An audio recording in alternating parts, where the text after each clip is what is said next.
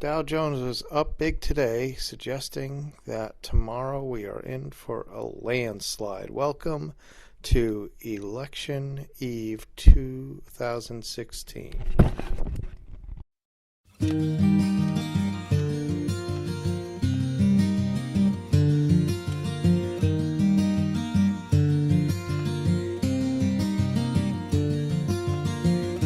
I took my love, took it down. Climbed a mountain and I turned around, and I saw my reflection in the snow-covered hills, till the landslide brought me down. Oh, mirror in the sky, what is love?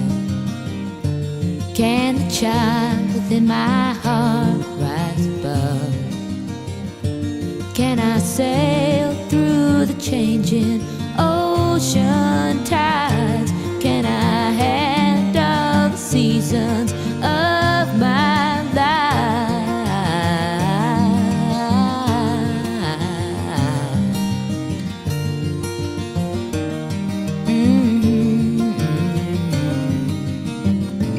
Well, I've been afraid of changing, 'cause I've built my life around you. But time makes you bolder, even children get older, and I'm getting older too.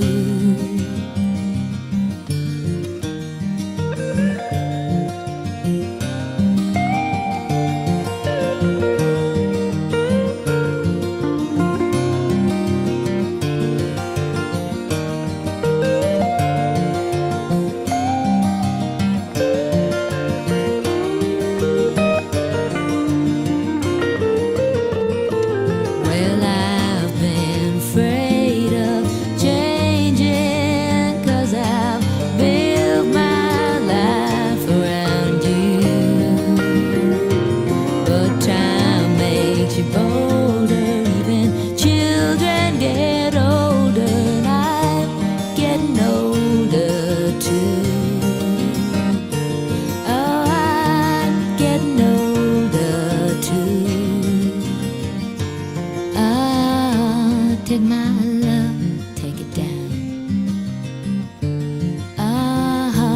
Climb a mountain and turn around. And if you see my reflection in the snow-covered hills, well, the landslide will bring it down. And if you see my reflection in the snow-covered hills, well, a landslide will bring it down. Oh, the landslide will bring it down.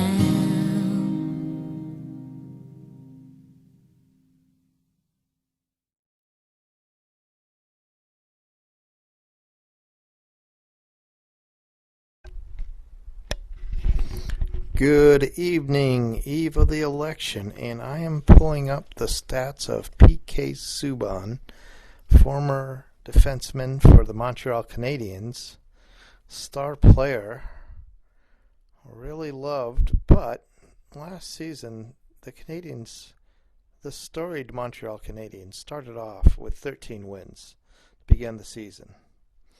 And then their goaltender got injured and they didn't make the playoffs. And along the way, PK Subban seemed to be just giving the puck away. Late in the period especially, he seemed like he would just, I don't know if it's fatigue, but or just fatigue can cause mental carelessness. And so he seemed to just turn it over to these guys at the blue line. They'd break in, and there's something about hockey where you got to break in from the blue line. You seem to be even more effective than a penalty shot.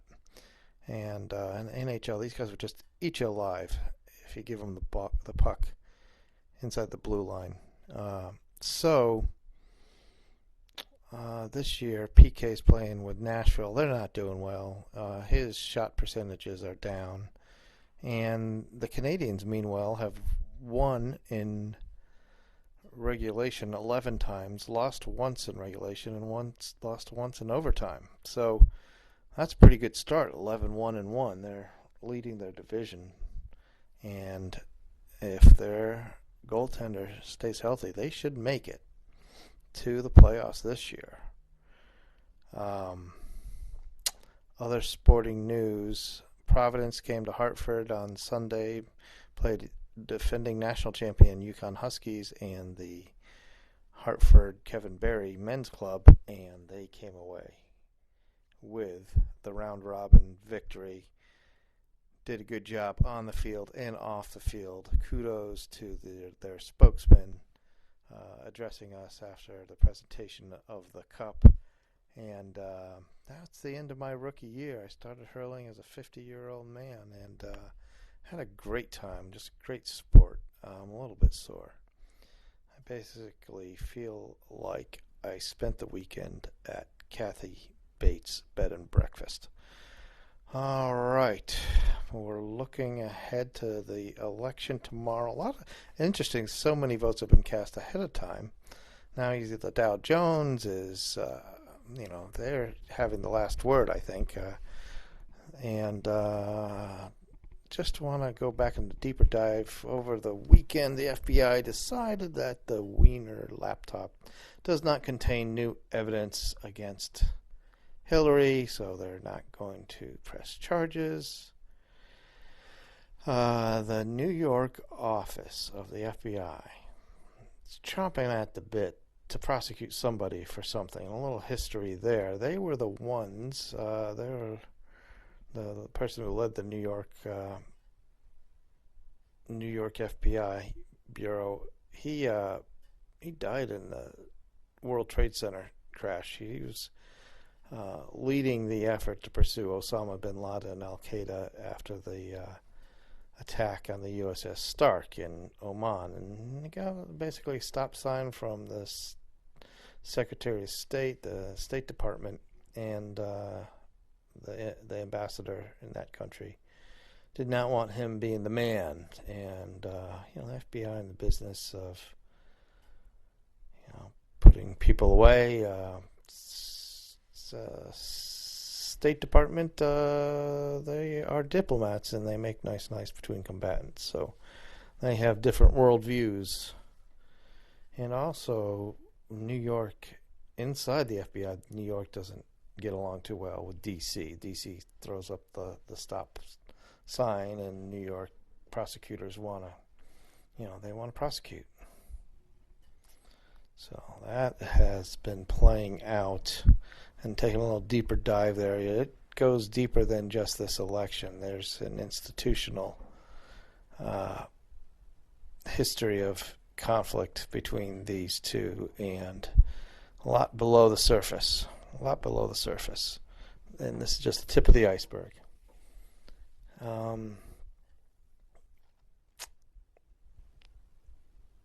Interesting story I want to share with you about